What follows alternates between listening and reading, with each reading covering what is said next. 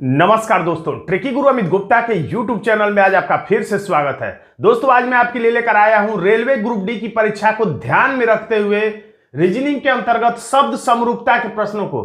मैंने देखा है कि समरूपता के चैप्टर से सबसे ज्यादा प्रश्न रेलवे ग्रुप डी में पूछे जा रहे हैं और हर परीक्षा में जितनी बार रेलवे ग्रुप डी ने परीक्षा लिया है समरूपता के प्रश्न जरूर पूछे गए हैं। तो आज के इस वीडियो में मैंने शब्द समरूपता में अब तक ग्रुप डी के रेलवे की परीक्षा में जितने प्रश्न पूछे गए हैं उन सभी प्रश्नों को शामिल किया है। तो बस आप इतना भी पढ़ लेंगे तो आपके लिए काफी हो जाएगा। इससे ज्यादा आपको पढ़ने की या प्रैक्टिस करने की, किसी मॉडल पेपर को पढ़ने की जरूरत नहीं होगी।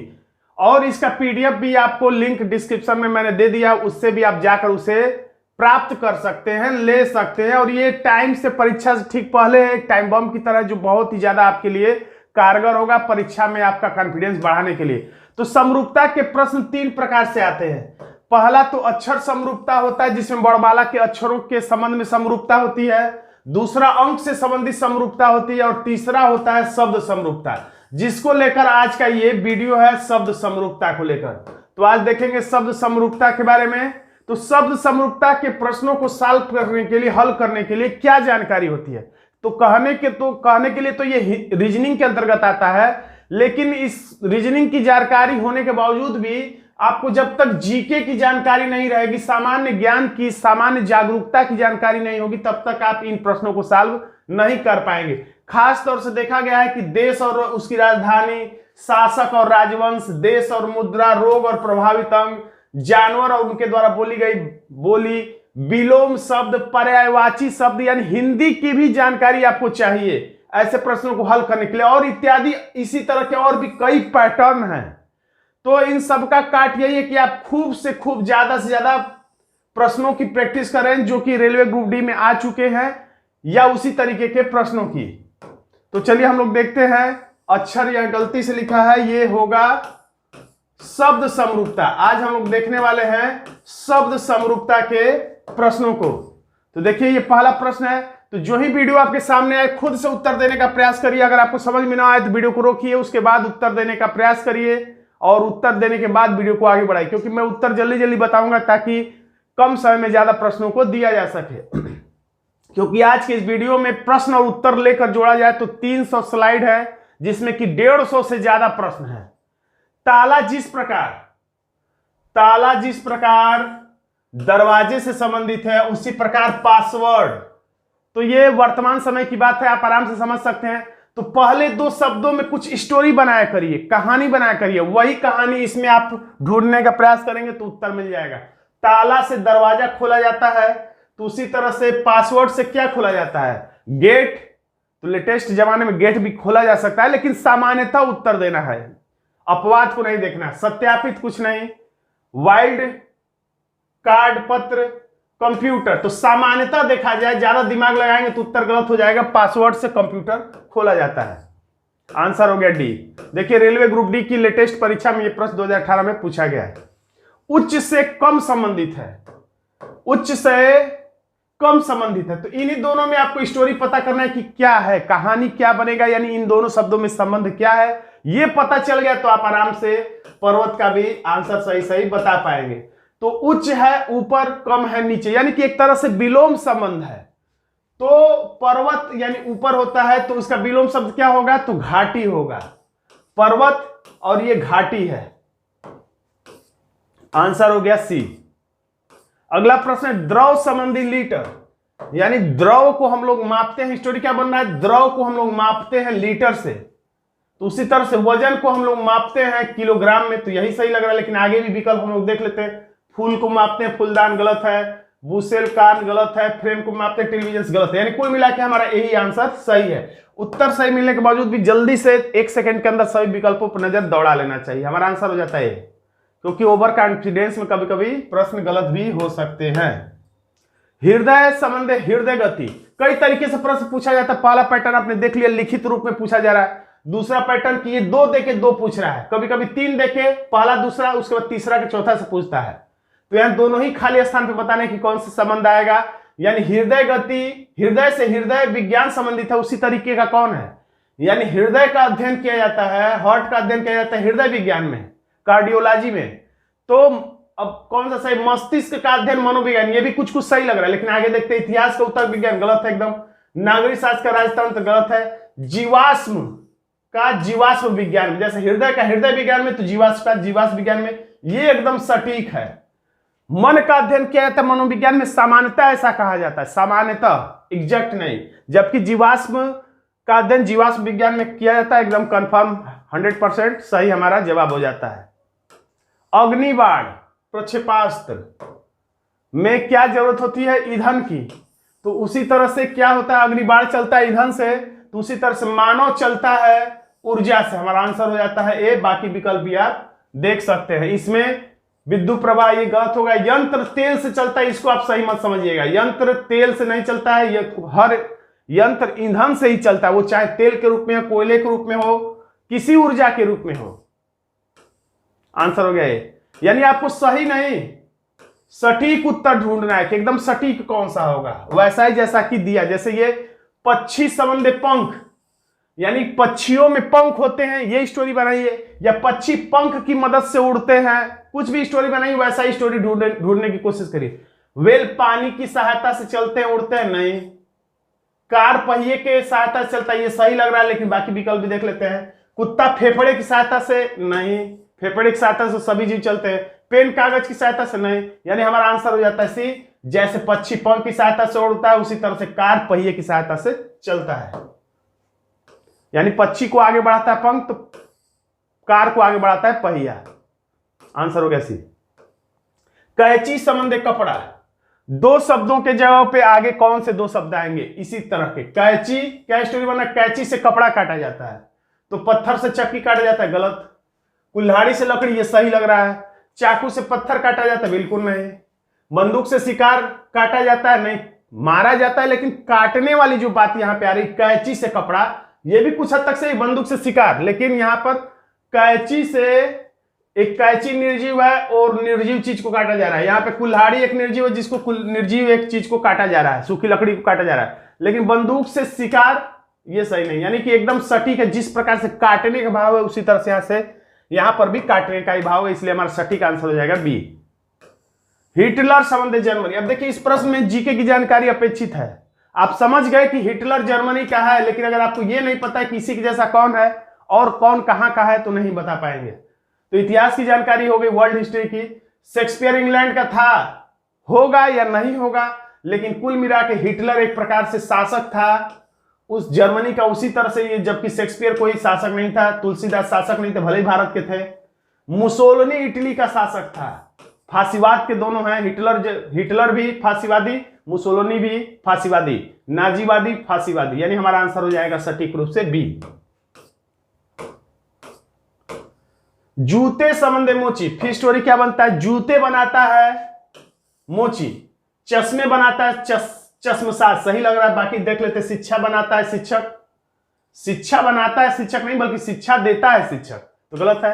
ऑक्सीजन संयंत्र देता है, ऐसा नहीं होना चाहिए। इधर साइड में एक देखिए, सजीव निर्जीव का ध्यान रखिए, इसमें दाएं साइड में एक सजीव है, इसमें चश्मसाज है सजीव, इसमें सही है, लेकिन ये बात ही गलत है। भोजन रसोई घर, इधर भी दाएं साइड में सजीव नहीं है, तो कुछ कुछ तो सजीव निर्जीव के आधार पर भी और क्रम के आधार पर भी काटा जा सकता है। आंसर हो गया ये। गरीबी संबंध समृद्धि, दोनों को देखने से आपको पता चल जाना चाहिए कि कैसा संबंध है, और कैसे पता चलेगा कि कौन सा किस प्रश्न में क्या संबंध है, तो आपको ज्यादा से ज्यादा प्रैक्टिस करेंगे तो अपने आप ही पता चल जाएगी। एक बार दो बार उसी सेट को सॉल्व करिए, अपने आप ही आपका फंडा क्लियर होने जाएगा। तो गरीबी नीचे गया, समृद्धि ऊपर गया, यानी कि विलोम संबंध है, तो अब विलोम संबंध वाला विकल्प खोजना है। पराक्रम, भीरुता, भीरुता का मतलब अगर हिंदी की जानकारी नहीं होगी इस प्रश्न में, तो ये प्रश्न गलत हो जाएगा, इसमें हिंदी की जानकारी अपेक्षित है।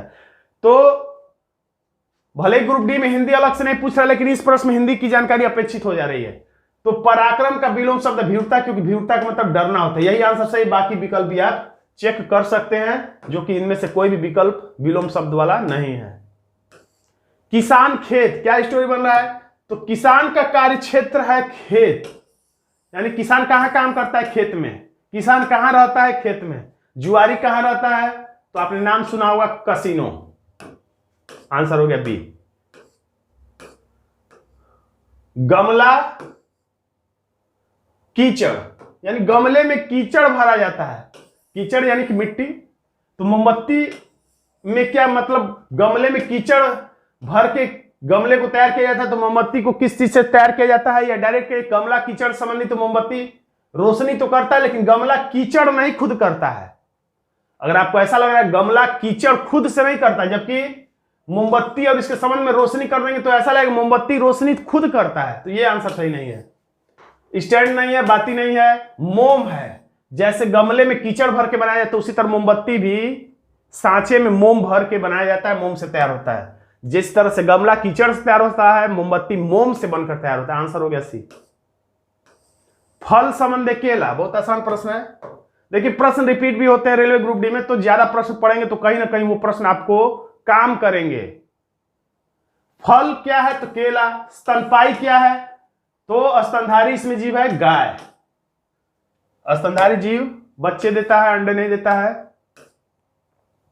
रूपरेखा किसका होता है, स्टोरी क्या बना है, रूपरेखा होता है घर की, यानी घर की एक रूपरेखा होती है। तो कंकाल रूपरेखा कहां होती है, किसकी होती है, घर की। तो कंकाल किसका होता है, तो शरीर का।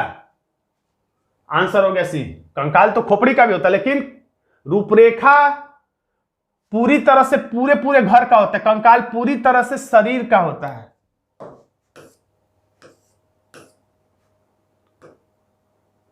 कंकाल संबंध शरीर, देखिए प्रश्न ऐसे ही रिपीट करेगा, एक आध शब्द बदल देगा, लेकिन वो जानकारी जो आपने प्रैक्टिस सेट में देखा था वो जानकारी कहीं ना कहीं काम आ जाती है। जैसे यहाँ पे कंकाल शरीर में होता है, देखिए यहाँ पे पिछले वाले प्रश्न को प्रूव करा कि सही था। कंकाल शरीर में होता है, तो व्याकरण कहां पे होता है, तो व्याकरण भाषा में होता है, अर्थ में नहीं होता है। अर्थ में होता है लेकिन कंकाल पूरी तरह से शरीर में होता है, तो व्याकरण पूरी तरह से भाषा में होता है, वाक्य शिक्षा सब में होता है। लेकिन यहां पे हमारा आंसर हो जाएगा सटीक वाला। सही कई है लेकिन सटीक आंसर हमारा हो जाएगा ए। पैडल से चलता है साइकिल, तो नाव किससे चलता है, पैडल से चलता है साइकिल, तो नाव चलता है किससे, तो स्टीयरिंग से नहीं चलता, जल से नहीं, खेना से नहीं, चंपू से चलता है। चंपू यानी ऐसे रहता है, नाव जिसे खेया जाता है। तो हमारा आंसर हो गया सी। मुद्रा संबंध येन, यानी मुद्रा क्या है, तो येन जापान की मुद्रा है। तो उसी तरह जैसे मुद्रा लिखा और किसी एक मुद्रा का नाम लिख दिया है येन, जो कि जापान की मुद्रा है। उसी तरह राष्ट्रीयता, तो अमेरिकी, चीनी, ये सब राष्ट्रीयता है। तो राष्ट्रीयता का एक व्यक्ति राष्ट्रीयता नहीं है, राष्ट्र राष्ट्रीयता, देशभक्ति राष्ट्रीय, भारतीय होना एक राष्ट्रीयता है। हमारा आंसर हो जाएगा दिए गए विकल्पों के हिसाब से सी। अब देखिए पश्चिम संबंध उत्तर पूर्व, तो दक्षिण संबंध क्या होगा, इसमें रीजनिंग की ही जानकारी चाहिए। बस ये है कि समरूपता का एक चैप्टर है, लेकिन आपको दिशा परीक्षण की जानकारी चाहिए।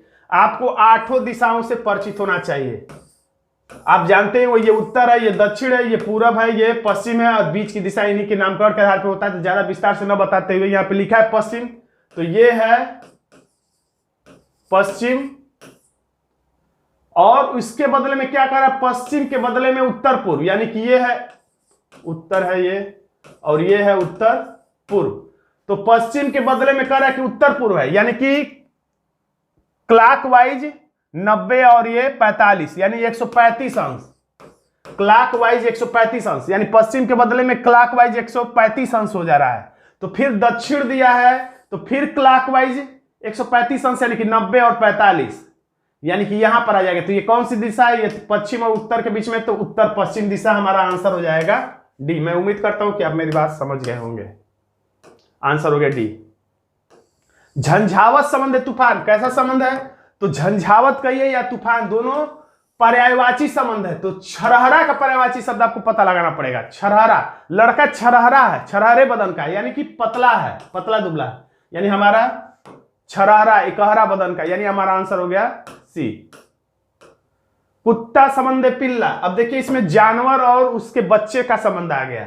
जानवर उनके बच्चों का नाम आपको याद होगा तभी बता पाएंगे। तो कुत्ता सब लोग जानते हैं कि पिल्ला है, छोटा बच्चा है। सिंह के बच्चे को क्या कहते हैं, तो ये बार बार प्रश्न रिपीट हुआ अलग अलग परीक्षाओं में। शेर के बच्चे को, सिंह के बच्चे को शावक कहते हैं। आंसर हो गया सी। शांति संबंधी अव्यवस्था, कैसा संबंध है, शांति जब होती है तो अव्यवस्था फैलता है नहीं, यानी यहाँ पे विलोम संबंध दिखाया जा रहा है कि शांति के समय तो व्यवस्था होता है, लेकिन यहाँ पे लिखा है शांति के समय अव्यवस्था, यानी उल्टा लिख दिया है।